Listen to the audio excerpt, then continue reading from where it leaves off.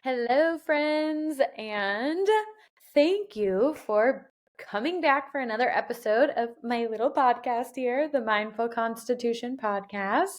So happy you're joining us as I'm here today with my friend Demetria, who is a Hi, fellow everybody. coach. Hello, hello. How are you? Thanks for having me on. Yeah, of course. And so Demetria is a fellow coach, like I said, and she works with busy moms in the realm of fitness and food and nutrition.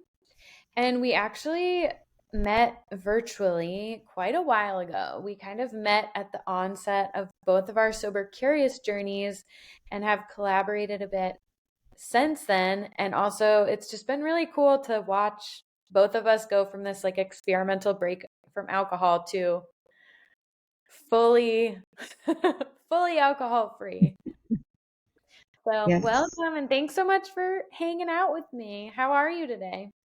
I'm doing well. Thank you for having me on. I was so excited when you reached out and said, "Hey, would you ever want?" I'm like, "Yes, I love talking about this because it's just brought a lot of joy to my life." So, but yeah, I got the kids out of the house. I was like, I'm going to be on, because they find a reason to come in here. They'd be knocking right now if they were home. Oh my So god. Oh my god, that's so they're, funny. they're at a playoff game. I'm What's actually that? at my uncle's house right now, who lives Okay. right down the street from my mom's because I could have an empty house to myself, which is rare these days. Yes. So Yes. Very rare. yeah, so I wanted to get started by talking a little bit just about your Sober Curious journey in general. I think it's so cool for people to Yes. just hear different paths to alcohol free living and sober curiosity. And so to get started, just sharing what inspired your own Sober Curious journey. Yes. So I started, gosh, it was probably about, at this point, almost 10 years ago when I was like, I would randomly question myself in my alcohol habits. I became a mom. My kids are 14. My oldest is 14 and my youngest is 8. And so alcohol was always something that I did socially. I wasn't a big at home drinker. It wasn't something that I really kept in the house. And then when I became a mom, I found that, obviously you're not going out, you're not doing as much social time. And so I started drinking at home just in the evenings or on the weekends. So it actually started a long time ago with me thinking about, how good this is for me and is this really a good idea? But that would come and go. I would have pockets of where I wouldn't drink for a long time, especially once I actually had my son. I was nursing, and so there was just all this back and forth, but it was always like somewhere dormant in the back of my mind, and then it would pop up. But it's almost been 3 years now, which is insane to even think Mm. about, that I've been without alcohol for almost 3 years in January. And it really was when I started to feel like, okay, I'm in, like Katie said, I'm in the health and fitness industry, and I help people, I help moms specifically with, their eating habits. I help them with just finding their confidence in whatever capacity it looks with health and fitness. And I was like feeling like I was two different people. I'm like, okay, I'm on one hand, I feel very passionate about the benefits of all these things that I'm helping these women find and tools to use and all this stuff. But then I'm stressed out, I'm full of anxiety, and I'm not using tools that are healthy to cope with that. And so that really started to make me like, okay, this is something that we need to think about. Also for me, it was a spiritual thing as well. I'm a Christian, and for a lot of people call themselves Christian. For me, it's a Christ follower. There's different definitions for that for other people, but for me, that's what it is. And so I also thought, okay, if I believe what I'm saying that I really believe, which I do, this isn't making any sense that I'm relying on something outside of God and outside of, my belief system. Why is this? It's not adding up. So I started questioning my values. I started questioning, like, why am I making the decisions I'm making?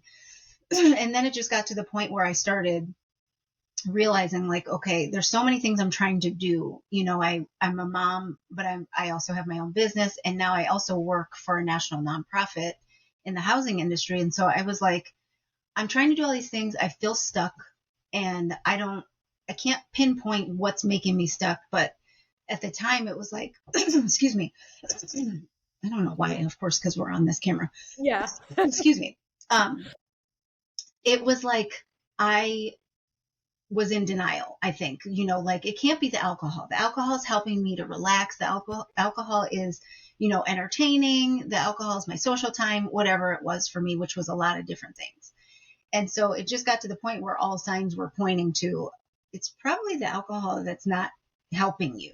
Not that that's going to make all my problems disappear, but it was really like staring me in the face. So I attempted many times to cut back. And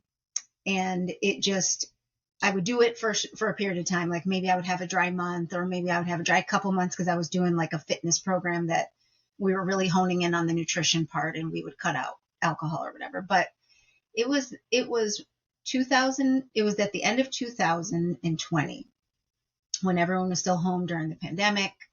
And I was coming outside on the, every other day, really, and noticing this huge pile building up in my recycling bin. And Oh it my was like, God.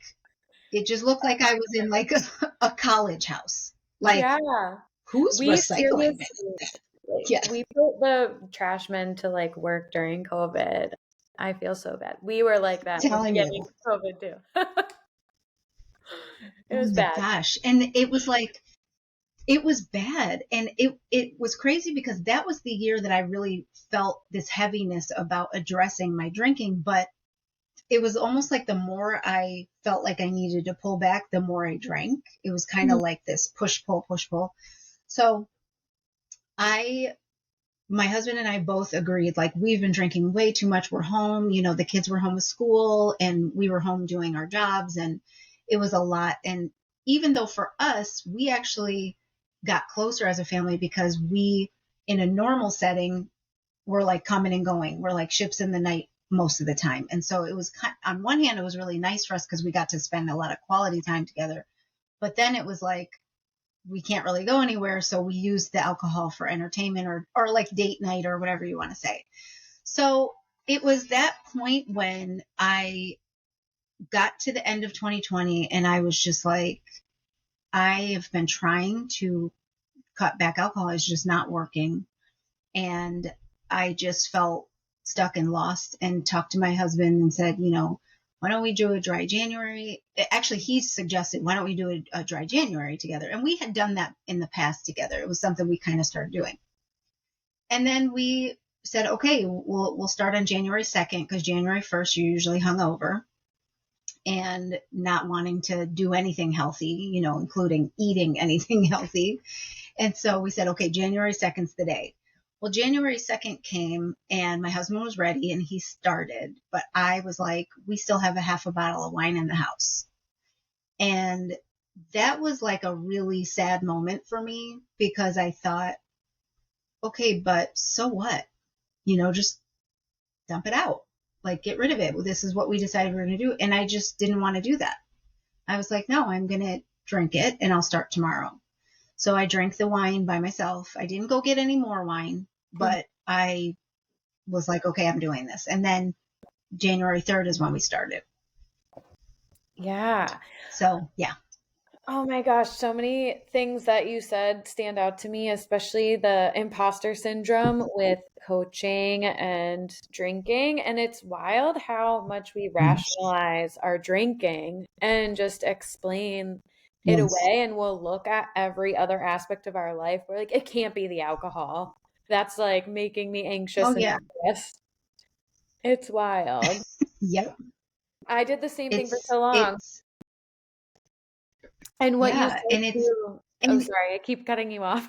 no, no, go ahead. No, I was no, go gonna ahead. I think I cut you off. I was just gonna say too that um what you were saying as well about how it just laid lays dormant there. It's so funny to, or interesting to look back now on the evolution of awareness that you start to develop around your questioning Yes. of your relationship with alcohol. It's like you're in Yes. denial. It's like the stages of change, totally like pre-contemplation, contemplation, Yes. action, and just getting to that place where you're actually ready to do something about it is really Yes. wild to see. It is. And, like you said, the protecting of something that eventually you see all of the ways that it's, taking away from you. But it was like I was protective of my alcohol. I really was. It was like, yeah, I mean, I could afford to cut back a little bit, but it was always making light of it. And I always had backup to do that with me. I always had other mom friends. I always had my husband. There was nobody around me that was questioning my alcohol use.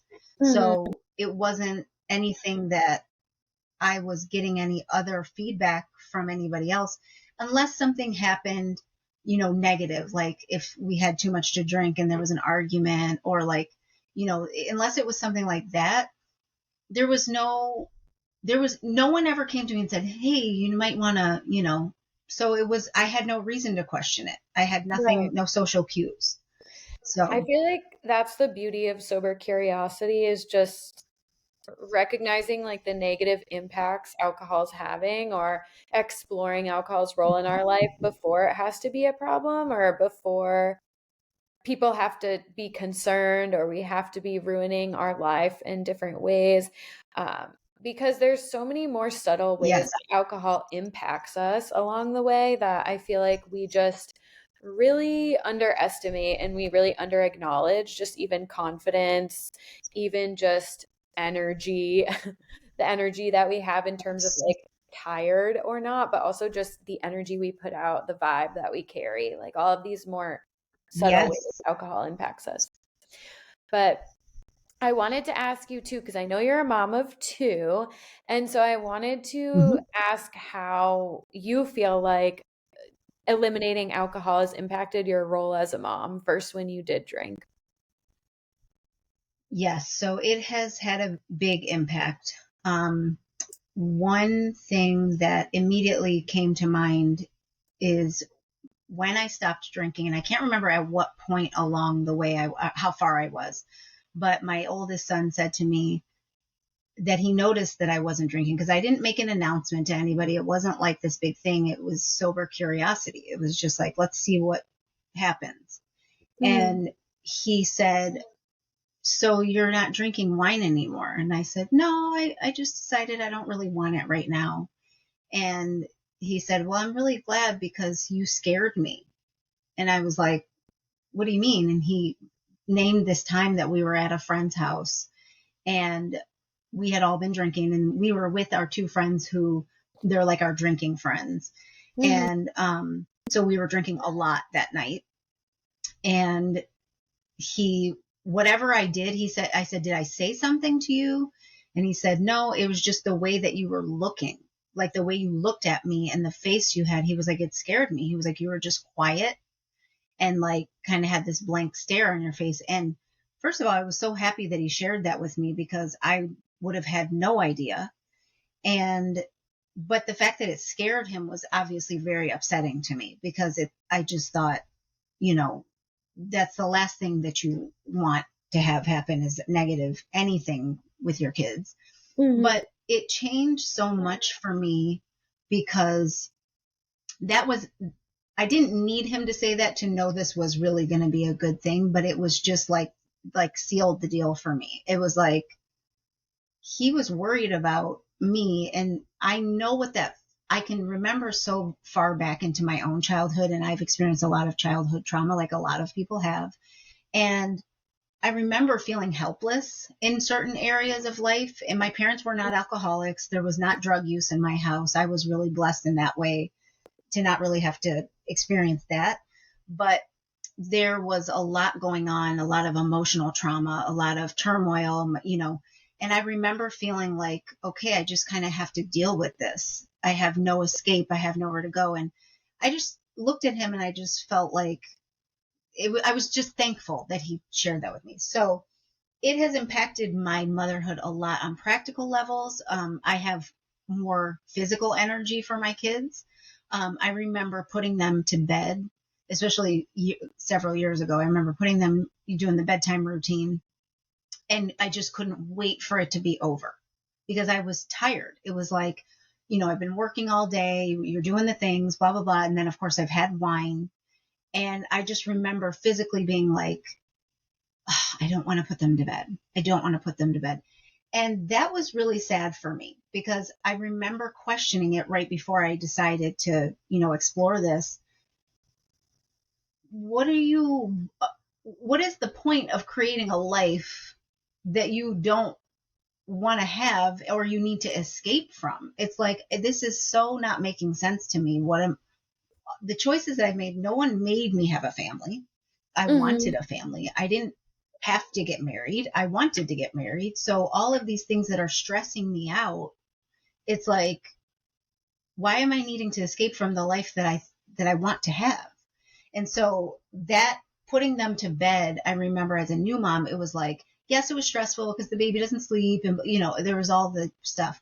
But it was a joy for me to put them to bed and to put him to bed when I just had one. And then it just became this chore. It was like, oh, I just can't, I just need my me time. I need my me time. And it's like, well, then what's the point of all this? So I feel that I'm a lot more present with my kids just in small ways. Mhm. I've always been present physically.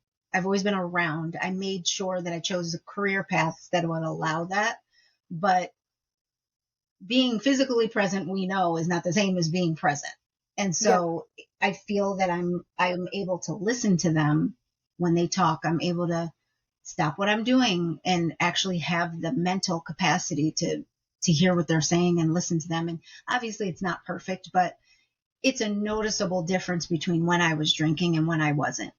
Yeah. Um, when things happen, like last year, my son had some struggles at school. We were getting calls from teachers. He's kind of hyper and he just wasn't focusing. He was getting off task a lot. And we were getting calls frequently. And it was getting really frustrating, but also feeling like, okay, do we need to do more than just discipline him? And when I was drinking, that would have been too much for me. It would have been like, I don't know what to do. I don't have the answer. I don't, and I would have wanted to just escape from that and not problem solve. Mhm. And not that I wanted to not problem solve, but I just would feel like it's too much for me. Like, I don't know what to do. And I would revert back into this. Okay, I just need a glass of wine. I just need a glass of wine. I just need to not think about this right now. And then it's like things don't get solved. Or Right. maybe one thing gets solved and then another gets pushed off. So it's definitely made me a better mom. It has made me appreciate my kids a lot more and have to face the fact that I've definitely blurred out and dulled out some of my mom time with them, that I can't get back, years that I can't get back, especially my older one. Um, but I've learned how to also face that more. It's weird. It's like when you don't drink, all of a sudden you have this ability to be like, okay, because you're living in reality. Yeah, It's and you like have, like, the I have to bandwidth. face these things. Yeah, you have the bandwidth to deal Yes, with the shit that you were drinking to avoid, and it's like, it just yes, like, it makes no sense when you're like, "Oh, I'm drinking," but it makes me have literally 0 stress resilience, 0, um right.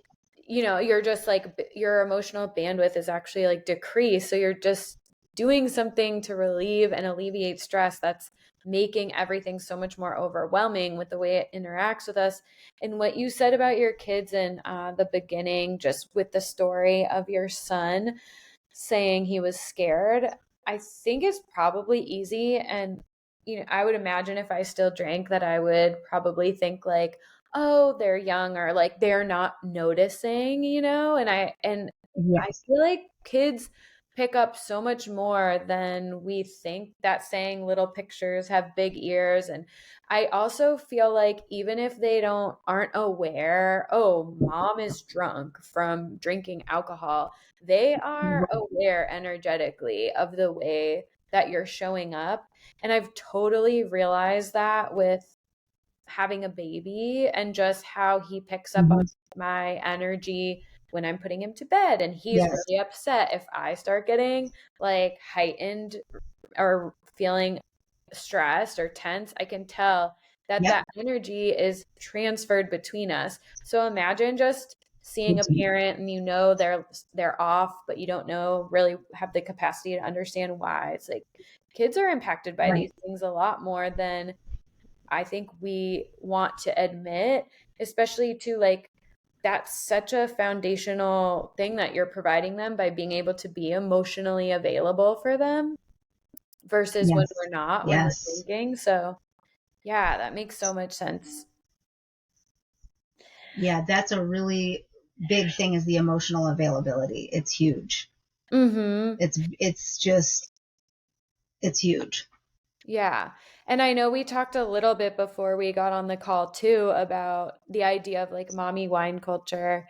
And I was curious too, Mhm. because I was never a mom, when I would see mommy wine culture stuff and like think it was funny, although I probably did in my Mhm. past. So I was curious from your perspective as someone who kind of participated in mommy wine culture and now you're on the other side of Mhm. it. What is your viewpoint and Mhm. perspective like now seeing it?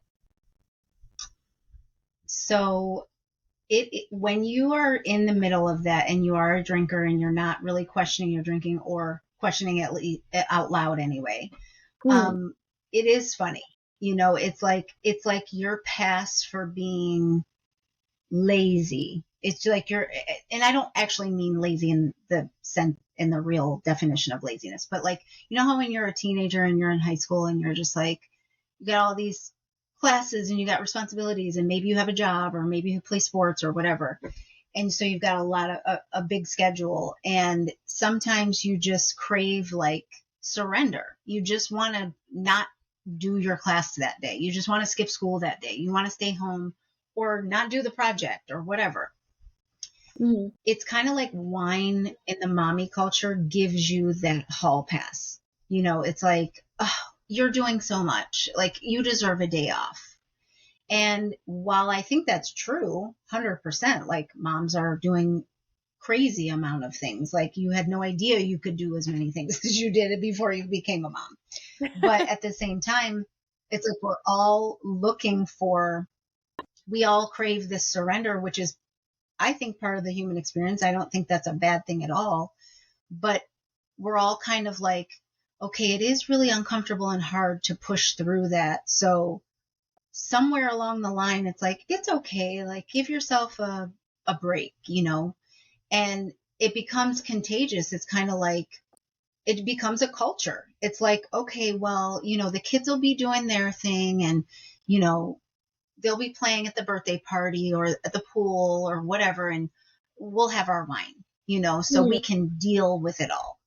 And back to what I was saying about, about my son, it's like when he was scared or whatever, or when I would just at the end of the day feel like, oh, I need a glass of wine. It just was again making me like, why are we all gathering around? We had these children on purpose and we wanted to be parents, and it is a huge privilege to be a parent, in my opinion. And there's so many women that I personally know who are major struggles with infertility. And not that you have to put that burden on yourself, but at the same time, it's like you should appreciate the fact that your body was able to conceive. And there's so many things I just started being like, oh my gosh, like what is going on right now? Why are we like, oh my gosh, my kids, my kids, my kids.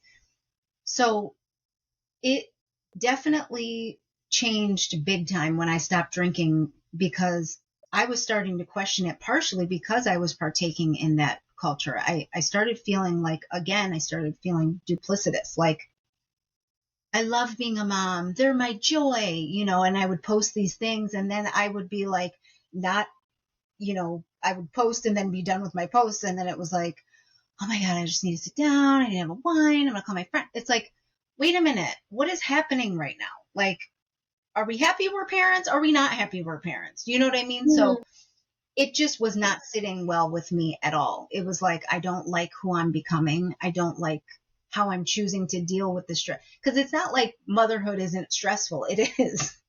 Mhm. But it's like, okay, but there are so many ways that we can embrace this hard part of parenthood and remember that this was a choice. So, yeah, I look at it very different. And now it's like I'm very careful to not be judgy because I understand the mentality behind it. So but it's when I'm personally with myself, I'm always like, I want to like shake people, not like look down on them, but I just want to be like, you have no, like, no, no, no more of this, Mhm. like, but you can't do that because everyone comes to their place when they come to their place. So, Yeah. yeah, I look at it very differently.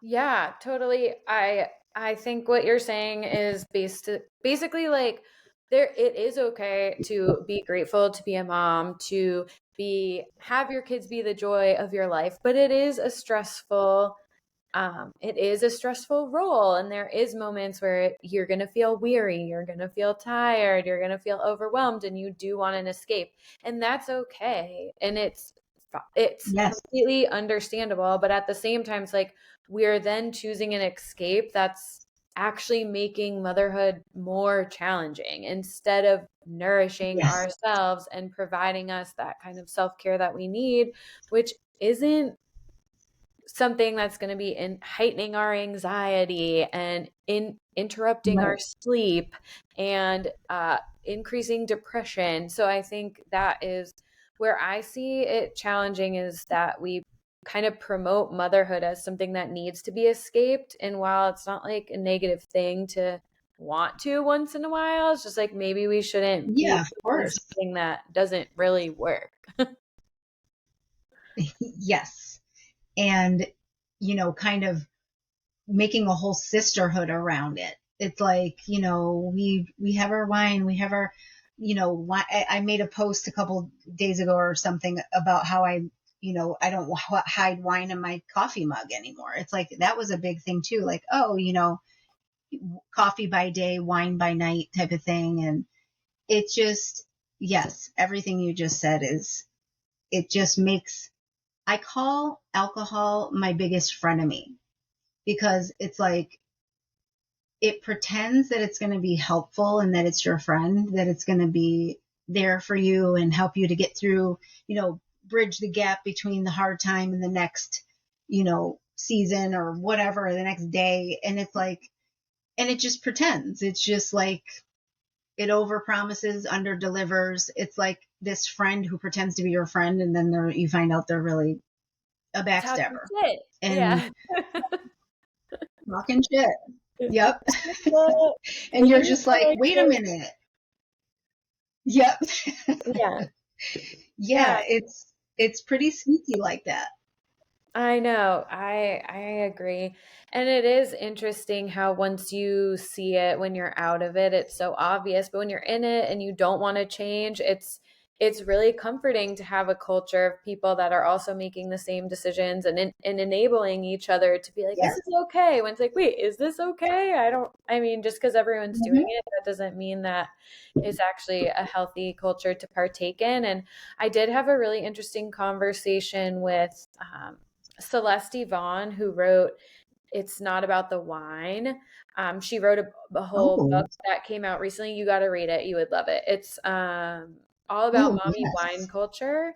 But I love it because she doesn't villainize, moms who drink. She talks about yes, how, like, systemically, we don't really have enough support for moms, like, as a culture. And then we yes, like glamorize this band-aid of drinking, And it's like, well, no shit, moms want to escape. Like, we don't have good maternity leave typically.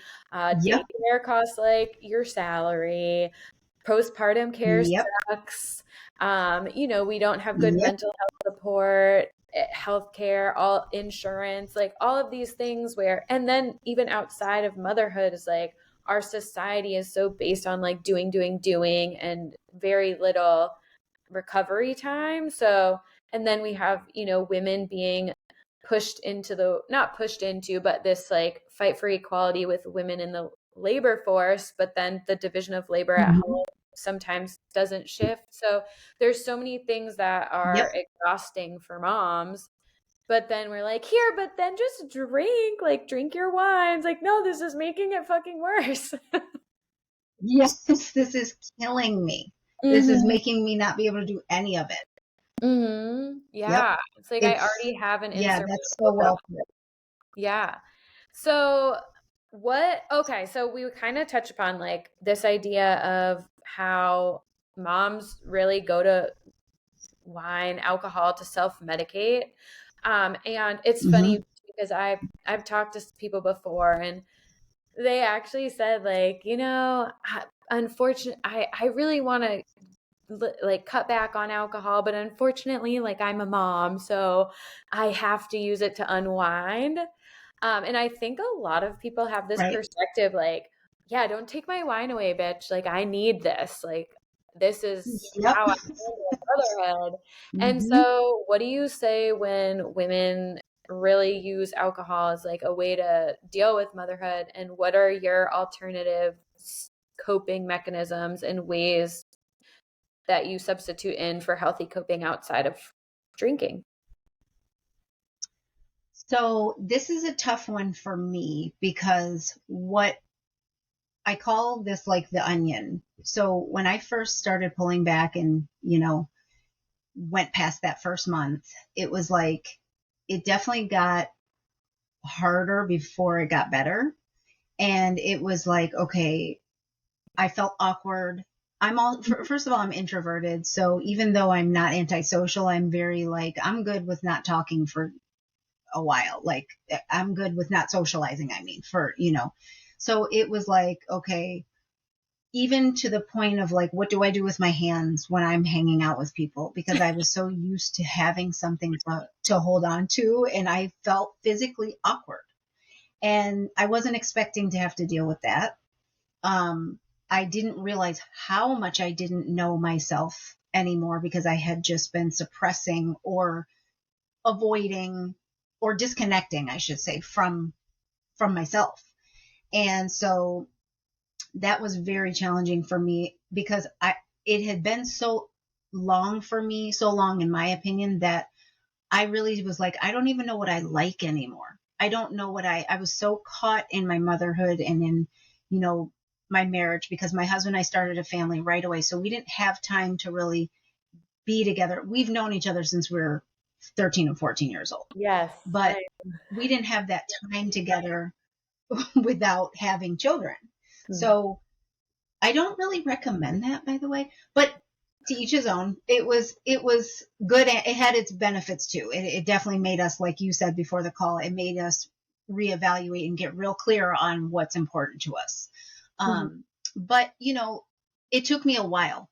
Is my point that it took me a good year to be like, okay, I'm slowly finding pieces of myself and putting them back together again in terms of like my likes, my dislikes.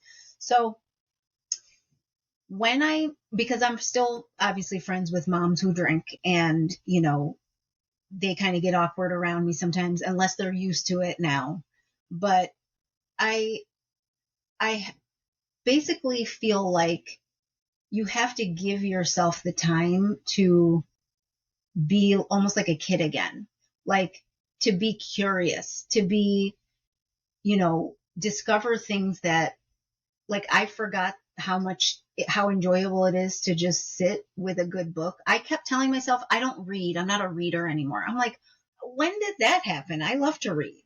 But it happened at some point. And so I forgot that I like to read. I forgot how much I like to just have this like time to myself. So I would just say like give yourself the time to do some self-discovery, because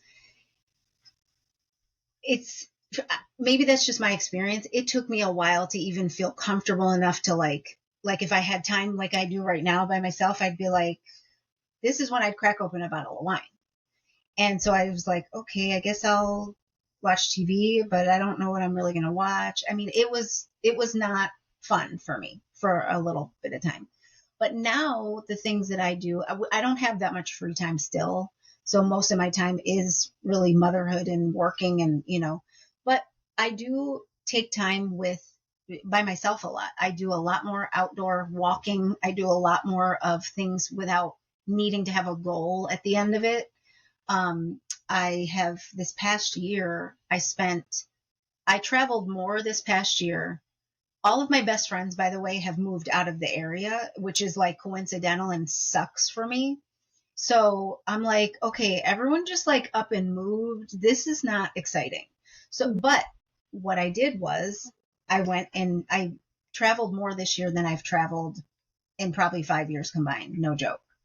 And I was really proud of myself, because some of the things that happen when you pull the alcohol away, and maybe you've experienced this too, is like you start realizing other issues that you've been suppressing.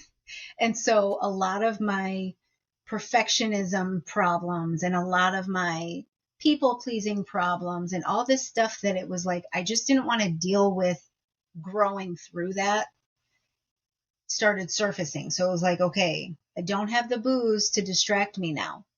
Like I have to deal with this. And so a lot of my first year was spent just realizing other things that needed to be addressed.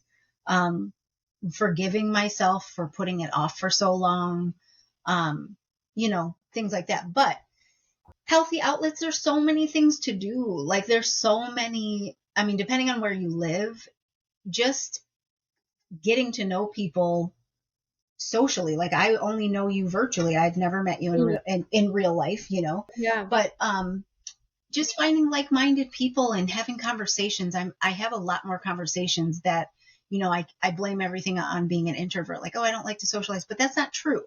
I do like to socialize. Alcohol was like, I don't want to do that. I'm uncomfortable. Okay, I'll drink. So I know I don't have a solid answer for it, because I'm still in the process of self-discovery, even though it's almost been 3 years. I'm still figuring it out. Like more pieces of me, like I want to play the cello again. I used to play the cello when I was young, and I've always wanted to play it again, but the weekend would come and I'd be like, I'm not doing that. I'm not going to look into that. I would just drink. Hmm. So finding things getting to know yourself again is really, to me, it's actually fun. Yeah, it takes so much hard work. And I think I love that you said it gets worse before it gets better, because I think that's something that people really need to remember.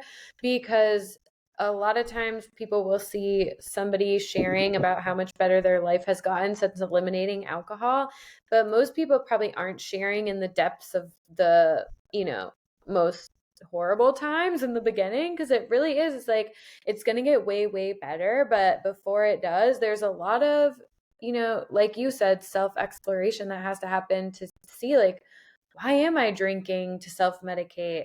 What other aspects of my life are making me uncomfortable? I don't have any hobbies and Right. now I need to create them. And that takes effort. When you drink every time you are bored, it's an easy out, but it comes at a cost of not developing yourself, a cost of not knowing yourself, a cost of not knowing what you enjoy, what your personality even is without alcohol. And you have to kind of like give yourself the time to go through all that. And it's so Yes. liberating on the other side though, and you're like, cool, I can just be myself and I have all these cool hobbies. I feel comfortable at a party without alcohol. So it really does pay off. Yes. But yeah. So Yeah, I mean, I love your posts. I love your posts, because I feel, how you feel like you know somebody, but you don't. I mean, obviously, I don't know you, but I'm always like, I love how quirky you are, because I'm like such a quirky dork, and people don't know it because I don't show that side of myself that much unless you know me. It's like you'll see it once in a while and you're like, wow, you're really a huge nerd. I'm like, mm-hmm. But Yeah.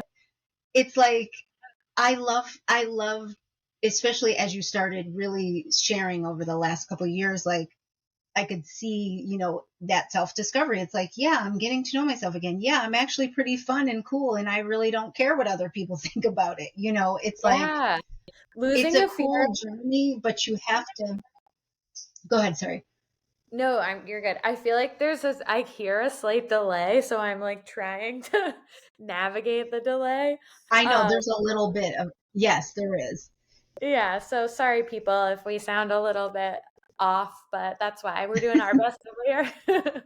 Yeah, so I think Yes. what you were saying is like, and it's so funny you were saying that too about seeing my evolution, because I do remember that there was a point early on where I felt like a lot more serious and I felt a lot more.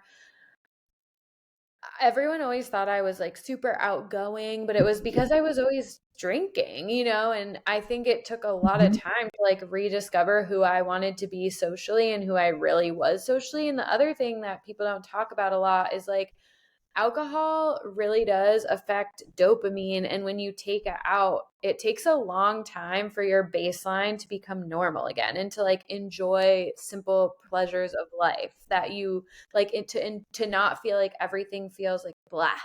And I think a lot of people feel like that Yeah.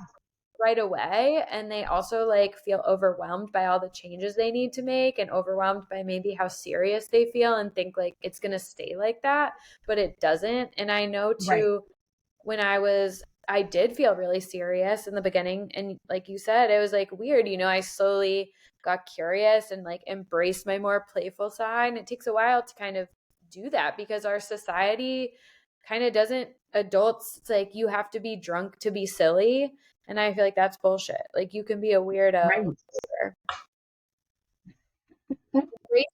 Embrace your inner Yes. weirdo. Yes. It's so true. I love that you just said that because I never thought about it like that, but it's true. It's like the only time people socially accept adults, acting silly and playful and, is, oh, he was drinking. Oh, okay. Oh my gosh, he had so much to drink last night. It's like, it doesn't, then you don't feel like it's okay to be like that, just unless you have an excuse to be like that. Mhm. Yeah.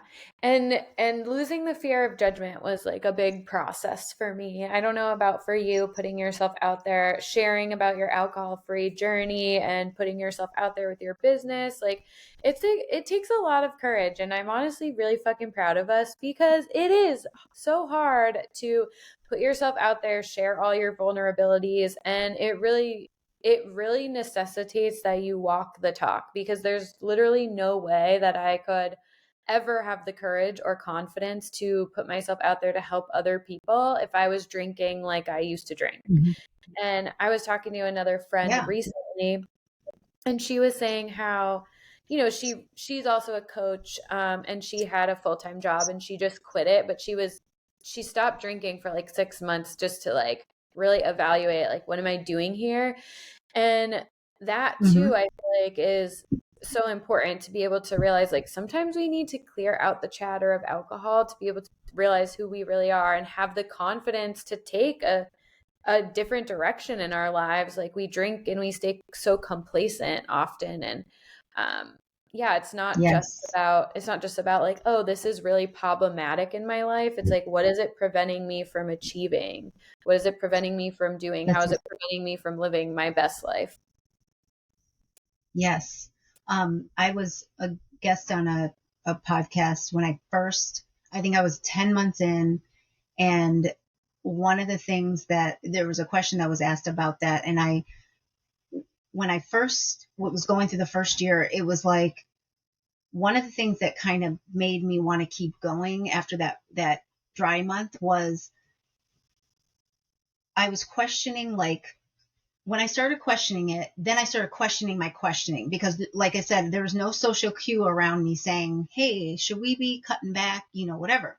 So I started having self-doubt about, like, why are you giving yourself such a hard time? Like, relax, don't be so serious about it. Like, Yeah. so I started almost like gaslighting myself. Like, it Mhm. was like, I know I need to question this, but then I was having this internal battle.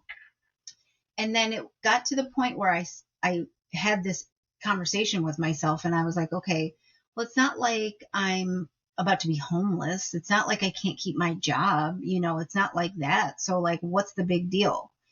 And then my next question in this self conversation was, but why do you have to be on the verge of homelessness for you to address something? Why does, like, when is losing your job, is that the standard that you're living by? Like, so Yeah. as long as you don't lose your job and your home, you're good. Like, when did that become your standard? You know what I mean? So I Right. started, and once I had that conversation, it was like, yeah, like, this isn't about being anti-alcohol and this isn't about alcoholism, on that level. This is simply, is this thing serving me and is it in my way of the things that are truly important to me or the things I'm saying are truly important to me? And if the answer is yes, then what could I do differently? It doesn't have to be all that. It doesn't have to be like you're about to lose your whole family, you Right. know? So Totally. that was eye opening for me. Yeah, absolutely being like, why are these the standards I'm measuring myself against, and ignoring all of the negative impact it's having on my mental health, physical health, emotional health, spiritual health, all of these things. And I think the questions that we should be asking is not like, oh, well, it's not, or telling ourselves it's not, I'm not homeless. I haven't killed anyone. I haven't gotten a DUI. Like, I haven't Right. lost my job. When in reality, it's like, what could I be achieving without this though? Like, what if you knew that without Right. alcohol, even if you're not an alcoholic, what if you knew that you would be able to capitalize on your dreams? What if you knew you would have the courage and confidence to start a business or be the mom you want to be? Or be the friend you want to be, or be the family member you want to be? What if you knew that you were going to be able to achieve literally like your wildest dreams without it? Then would you still ask Yes. yourself like, oh, but I'm not homeless, so that's fine, right? Like, Right. It's such a powerful question. It's like, how does this become my standard? Since when mhm. is that the standard that I'm measuring my decisions by? You know? Yeah, we're not Yeah. homeless, so we're good. Yeah, no, totally. I feel like it's the same. And you probably relate to this with that, like healthcare as well, whereas like our standards in the conventional healthcare settings, like your labs are normal, and it's kind of the same thing. Whereas like you can not be your best self by any stretch of the imagination. It's the same thing with drinking, whereas like we could be not even close to what we're truly capable of, what our best self is, but we rationalize it because we see everyone else is in agreement through these societal norms that we allow alcohol to interfere with our lives to this level. And you're the odd one when you think that's weird. Yes.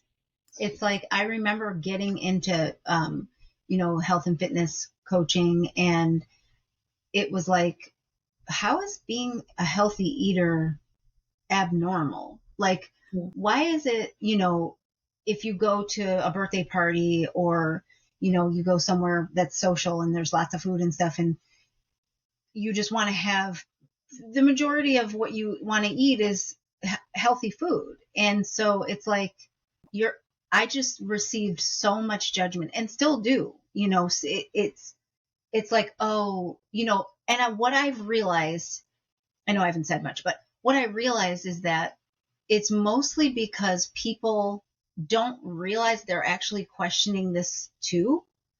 And maybe they haven't questioned it on the conscious level yet, or maybe they just haven't said anything out loud to themselves or other people. But in somewhere in them, they're questioning themselves as well. Yeah. And that otherwise you don't get this negative judgy feedback like, oh, you brought your veggie tray to the party, it's like something in them is going, wait a minute, is there something I need to be doing? And part of that's just human nature, we do the comparison thing, Mhm. but part of that is like, yeah, I guess maybe it really isn't good to have donut after donut after donut and, Right. whatever. It's like, it's very similar to alcohol, health, the whole health and, nourishing your body and, living a certain way. It's very similar to alcohol. It's like, I have a problem. I have a struggle with emotional eating, and this is another imposter syndrome for me. But I'm very open about it. I've talked about it a lot. It's not. I think I'm at the place where I've let go of most of my imposter syndrome, that I can still help people and still walk through my challenges Yeah. and grow through that. But it's it's kind of like that. Like, people will justify over the holidays. I mean, you know how it goes. You're going to justify this, the candy and the parties and the sweets and the this and that. And it's like, even Halloween, I was so upset on Halloween this year because I thought, I'm actively participating in something that I think is horrible. Why am I doing that? Like, because I don't want my kids to feel left out. Left out Mhm. of what? Poison? Like, Like it makes binging on no it. sense. So it's like, what's that?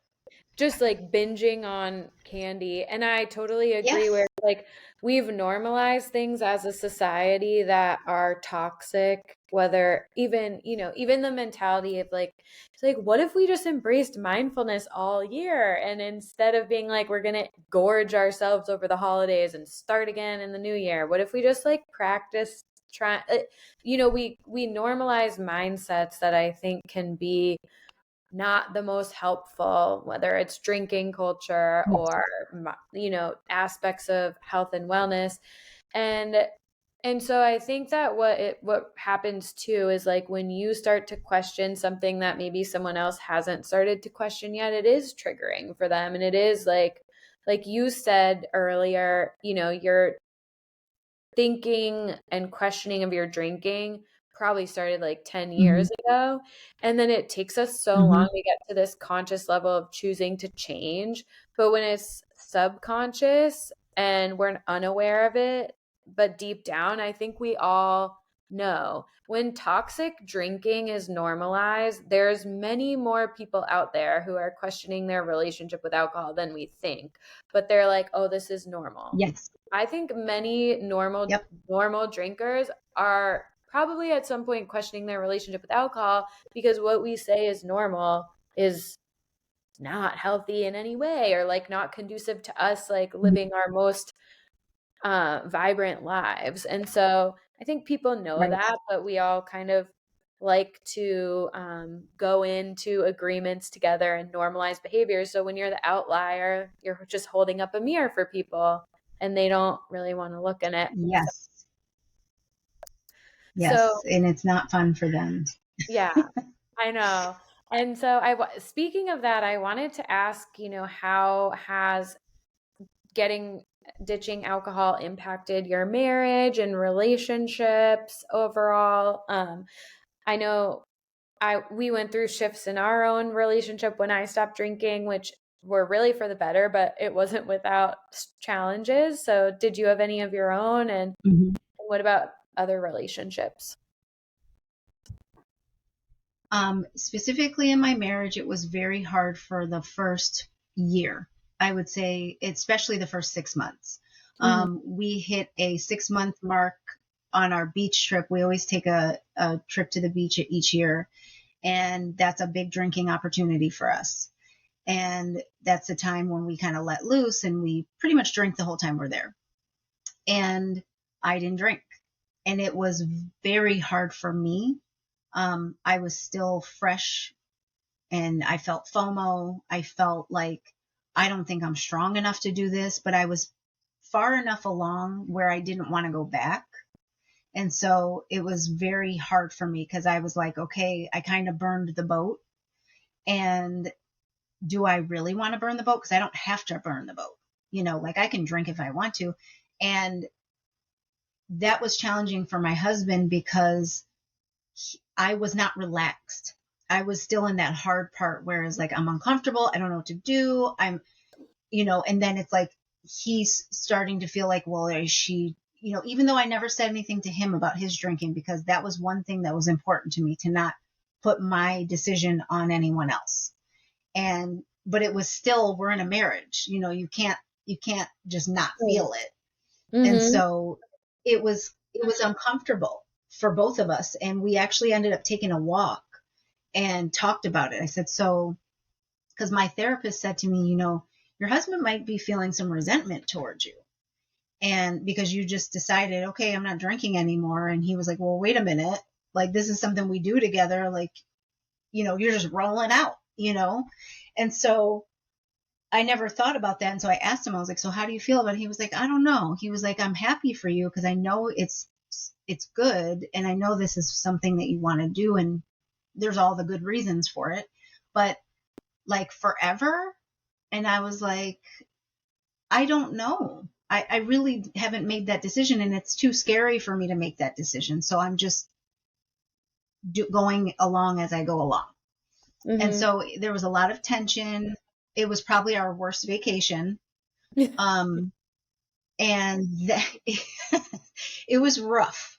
And then it started to get better, but it took a solid year for us. And then it started to be like, okay, he's figuring out what his way is, and I've made up my mind. He definitely doesn't drink anywhere close to the amount of alcohol he used to drink, not even a little bit. So it has impacted him in that way, um, which of course I'm very happy about for all the health reasons and all that stuff, and our relationship. But just by default, it's kind of like he just slowly started pulling back, and he still drinks, but it's nothing. I mean, I don't even know how to compare it.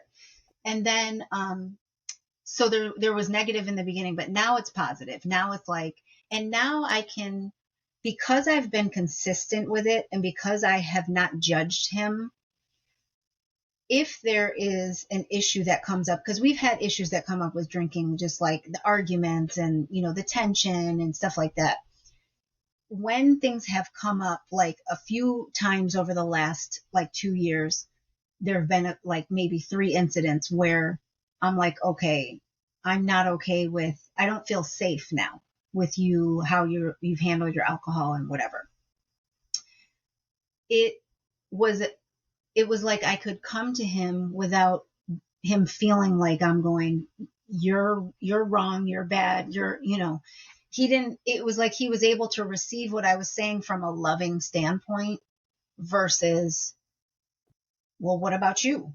What about what you do? Blah, blah, blah. Yeah. It's like I had stood firm in my choice. And I'd stood firm in my choice without judging him for his choices. So it was like it created a new level of communication for us, which is Yeah. like mind blowing. Mm-hmm. It was like, it's been great. Um, but like you said, it's not without its challenges. And sometimes even now when he'll, like tonight, he's coaching and he'll probably come home and have a beer. I honestly didn't realize how much I don't like being around people when they drink, because I was always drinking.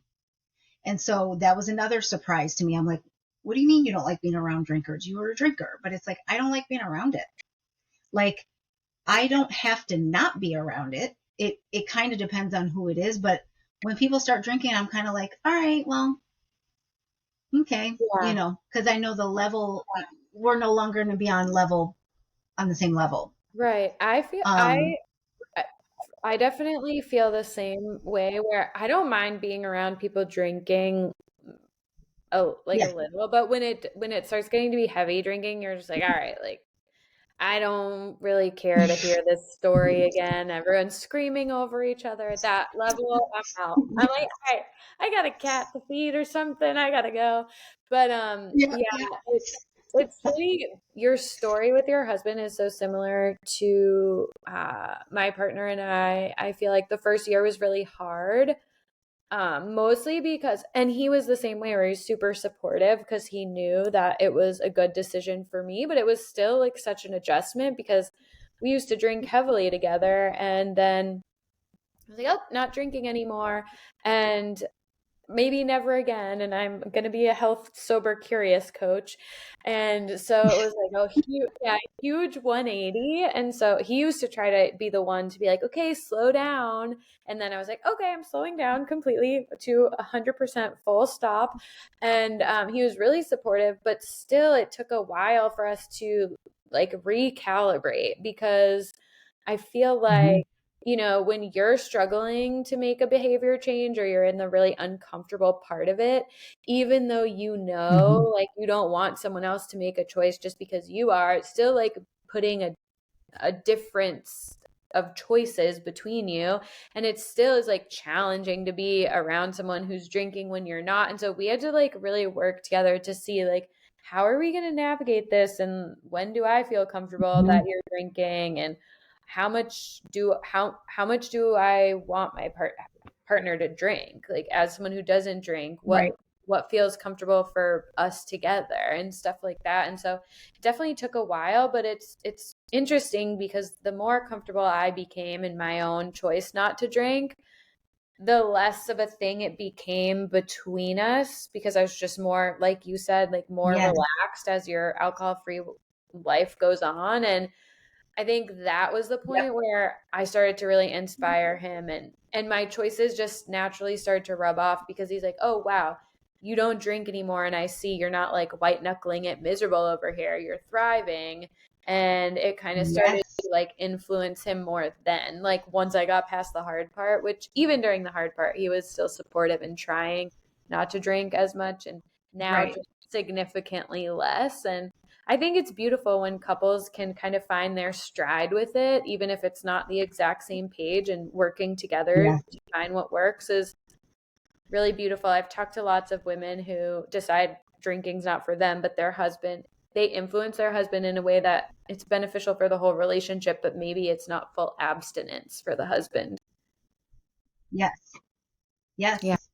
And which is it really, in any situation of behavior change, I mean, that's really how we all kind of want it to happen. Our kids want that too. Like, obviously it's different because it's, you're their parent, but everyone wants to have autonomy and the freedom of choice and not to feel judged and pressured to do things that they're not ready to do.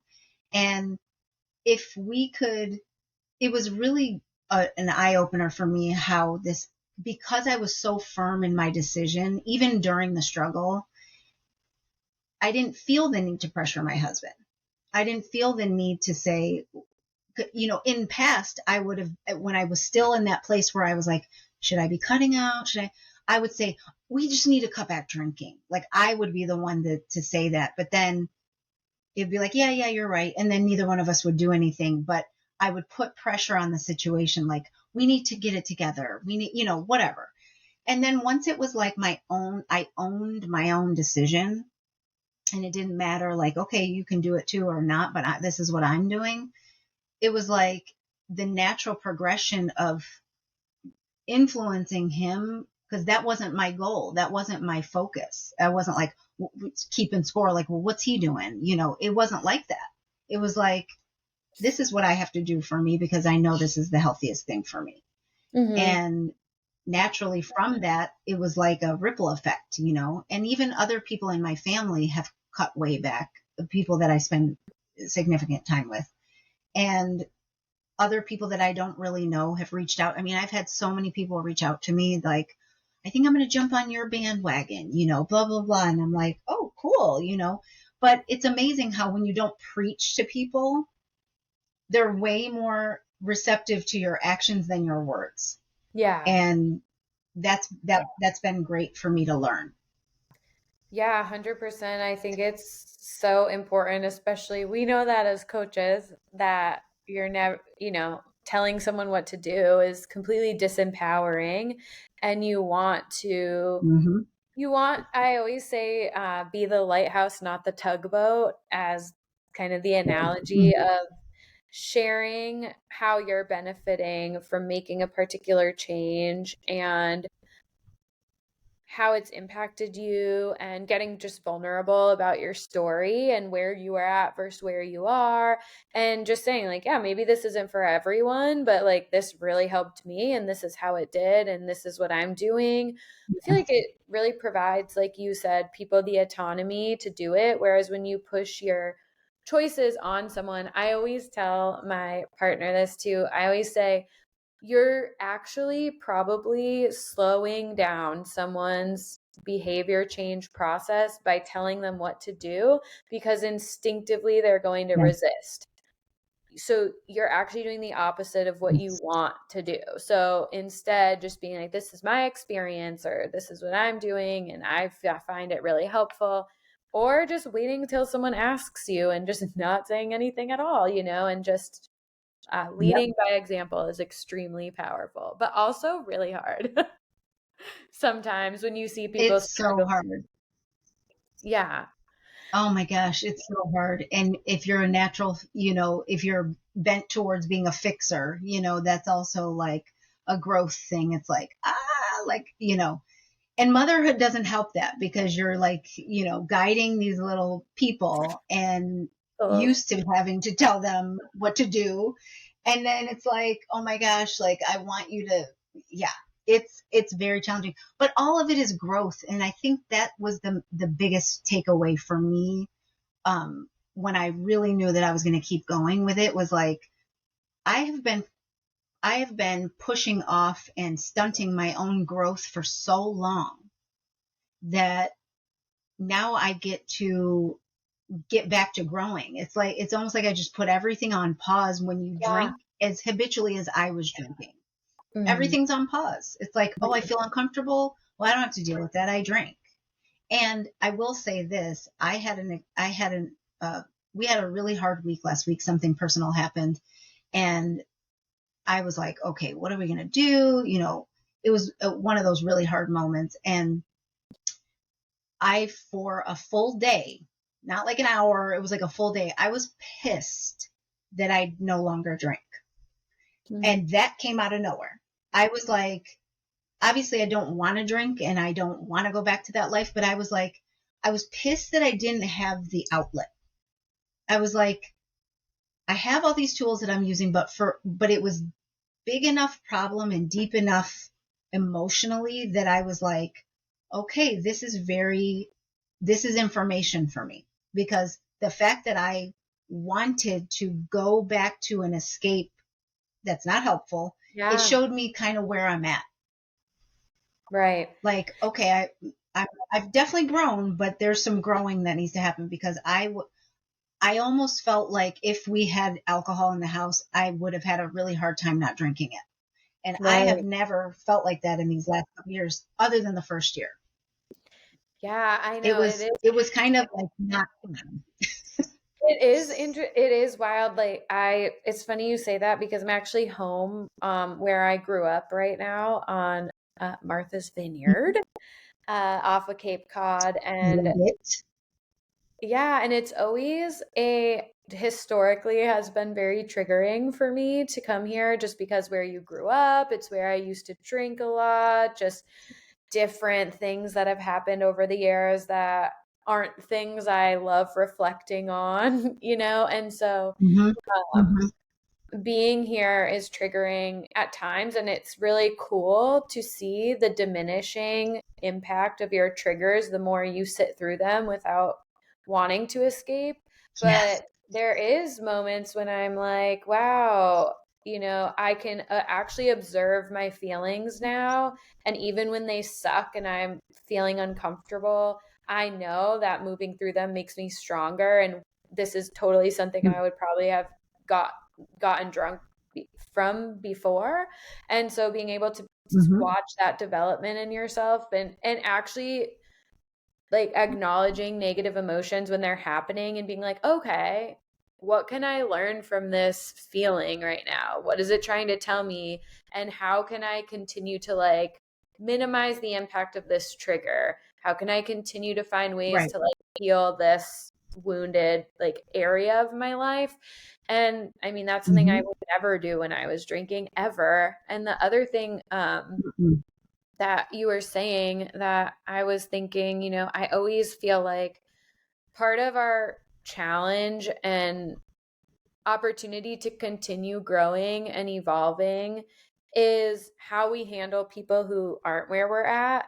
And I think like as you begin to, I Yeah. always feel like it's really like a spiritual awakening that I went through personally in my own life with recognizing like, wow, I want to live a life of meaning and purpose, and I want to be empowered, Hmm. and I want to be making choices that empower me, and I want to break free of systems that, benefit from me being disempowered. And I felt like, and it Right. was awakening. And so, and a real like spurt of growth in my life. And I think for me to Hmm. continue to grow is, how do you deal with people who aren't where you're at? And like that's the opportunity to keep growing. Like, how do you deal with those people Yes. who you want to be like, oh, you should do this or you should do that, this will help you? Is like, no, allowing people to have their process of growth is how you continue to grow in your own, at least in Yes. my opinion. Absolutely. That's Hmm. that, and that's great advice too. It's really, you know, grace is the word for me right now. Just giving people grace, which has never been my strong point. Me neither. Because I have a hard time doing it. Yes, having that hard time giving it to myself never gave me the practice for other people, I guess. But Mhm. just having compassion too. It's like I have a friend who reaches out quite often because she's always starting over. And, she's like, okay, this time I'm really going to do it. And I reached back out to her, and I love that she feels comfortable reaching out to me. And I just told her, I was like, even if it takes 17 more times, or like, the fact that you are allowing yourself to question something that's not working for you anymore, and that you're willing to do something about it, that is where you can give yourself compassion and grace, and be patient with yourself. Because it took me 5 years. I don't think I mentioned this. It took me 5 years to actually get to the point where I did a dry month and then I kept going. Like, I tried that many times in those last Mhm. 5 years prior, and it didn't work. Mhm. And it was like, but you have to keep going. Yeah, it is easy to forget how long it took you to get where you are when you see people struggling with the same thing, because you just immediately want to Hmm. be like giving them your experience, but it's like the only Right. reason you got where you are is because you had that experience. So literally the only Yep. thing you can do is plant seeds for them, leading by example, that's going to accelerate their process of awareness unfolding, because that's really all you can do, right? Is like you're kind of supplementing their awakening and kind of helping them like Yes. develop their consciousness more quickly. But um otherwise, just like trying to rob someone of their path is like, you can't, even though it's so hard. And that is where the continued growth lies, is being able to step back Yes. and be like, I can't fix you, I can't do it for you, you're gonna have to do it for yourself. And it's really hard to watch, but that it is what it is. At with some relationships. But I know we're a little over, so I don't want to hold you for too long, but I did want to ask one more question before you go, which is, what advice would you give to other women, on maybe in this phase of like questioning their relationship with alcohol, and seeds are planted, but they're feeling scared about where to start? Or what advice would you give? Well, one thing I would definitely say is, if you're questioning, it's a good thing. Whether it ends up to be that no, you don't need to cut alcohol out, or yes, you do, don't question your questioning. That was something I wish it wouldn't have given myself such a hard time. Just having the self doubt and looking for someone else's permission to question myself. I mean, it was just, the head games were too much. But I would say, really just trust yourself, and probably if you're using alcohol to a point where you're like, should I cut this out, or what, I'm curious about it. It's most likely that you could benefit from cutting back, or maybe cutting it out altogether. Because in my experience, most people who don't need really to question it, they don't question it. And or they don't doubt it. They're just kind of like, I'm not a drinker really, and I have it, a couple times a year when whatever. Those aren't the people. But I would say, just trust your gut. It's if you're a regular drinker like I was, sometimes that's challenging because you're used to putting off your instinctual, nature. But just trust it. Don't be afraid to be curious. Nothing worse is going to happen by you exploring. Just be okay with exploring. The other thing I would say, and this really helped me a lot when I decided, yeah, I'm going to keep going and see what happens. I made a point to not freak myself out. So instead of being like, oh, are you ever going to drink again? Because people would come to me and ask me that. And for a second, I would start to freak out like, I don't know. And then I was like, wait a minute. I don't have to think about all that. I don't have to do all that. So what I started saying to myself was, I'm a grown ass woman. I can do whatever I want. And right now I don't want to drink. If I want to drink today, I will. And for whatever reason, that mental, like, permission to just like, you can do whatever you want. There's no pressure here. This is something you're choosing to do. You're not a little kid. Nobody's making you do this. This is something you get to do. It Mm-hmm. really kept me going because I was like, yeah, I already know what it's like to drink. I drank more than half my life. Like, I can drink whenever I want. So I think trusting yourself is the first thing. And second, don't put pressure on the outcome. Just be curious and just see what happens. Like, you already know what it's like to drink. So be Mm-hmm. curious about what could it be like to not. 100%, but all of that totally. With the questioning of yourself, it's, I think that if you even have the tiniest whisper of a question about your relationship with alcohol, then you should listen to that because we already are inundated with so much programming around alcohol that if you have even a tiny whisper of your intuition breaking through that programming of normalizing toxic drinking, then you should absolutely follow it. And also, alcohol is not going anywhere. So if you take a break Mhm. to see how it goes, like you might just accidentally create the life of your dreams and you might end up being like, I don't even want to drink again. And guess what? That might happen. And if it doesn't, you can just always go back to drinking. Yep. That's it. It's always Yeah. going to be there. It's not going anywhere. Yeah, it's not going there. You can always go back to Love booze, that. but in the meantime, right? Like, because we both Yeah. ended up here the same way. Neither of us thought we were going to stop drinking forever, or it was like an indefinite thing. But it's just like, then you realize, like, damn, life is so much better. Like, even in the first hard year, I still was like drastically improving my life. And so it's like, even though it was Yes. hard, you can feel that this is like what true healing is. You can feel like this is how to get true fulfillment. Like, I must do this healing work within myself and ask myself, like, why am I constantly like trying to escape? I have to do this if I ever want to be the person that I hope to be in this lifetime. And so, and I always believe that if we don't get it done this time, we're going to have to come back anyways. So I think I'm like, you better just do the work. Otherwise, it's going to keep, you're not going to escape it. But You're yeah, here I wanted, now. You might as well make the best of it.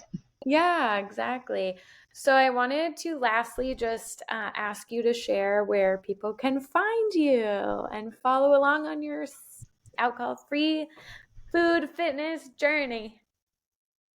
Yes. So mostly I'm on Instagram. I have a website that I really don't use. It really points to more of my fitness coaching. That's my demetriabrown.com. But I mostly am on Facebook. I'm a grandmother.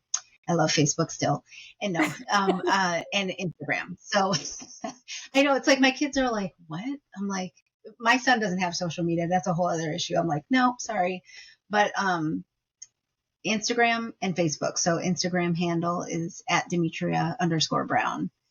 Yeah. And my Facebook is my husband's name and my name. I think it's my name first. I never know. I should know this, and I don't. But it's Demetria Michael. I think it's like Mm, Facebook Demetria. I don't know. We're Demetria Michael. We share a page. He doesn't use it. I do, and we've never changed it. I love that. Oh my So gosh. Yeah, did you see how I messaged you on Instagram and Facebook? Because I was like, oh shit, Demetria is always on Facebook. I should probably contact her there. she And on I'm Facebook. so no, what's she doing Oh over my here? gosh, I know it's funny. it's I'm like so I go on funny. Facebook here and there, but it is like a weird. It's interesting how different each social media platform the vibe is, between like Oh TikTok, yeah, Instagram, Threads now. What the hell? But well, anyways, thanks so much for being here. I love talking to you, and I'm so yeah. grateful Thank that we've you. gotten to share our almost like whole sober curious journey virtually here. Yes, Girl, I love it. go Thank you girl. for all of your sharing too. Yeah, I always look forward to your posts. thank you. And thank you everyone for listening. And until next time, bye. Yes.